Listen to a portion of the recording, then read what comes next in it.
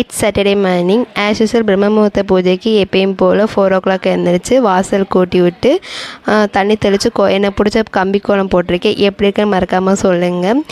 கோலம் போட்டு முடிச்சுட்டு வந்தோன்னா மணி பிளான்ட்டுக்கு தண்ணி ஸ்ப்ரே பண்ணி விட்டு பூஜையில் வந்து பழைய பூ எடுத்துகிட்டு புது பூ வச்சுட்டு ஆயிலெலாம் மாற்றிட்டு நிலவாசலில் விளக்கு ஏற்றி காமாட்சி அம்மன் விளக்கு குலதெய்வ விளக்கு எல்லாத்துக்கும் விளக்கு ஏற்றிட்டு நெய்வேத்தியத்துக்கு சிம்பிளாக வெத்தலை பாக்கு பழம் வச்சு தூபம் காண்டு மன திருப்தியாக சாமி கும்பிட்டு முடிச்சிருக்கேன்.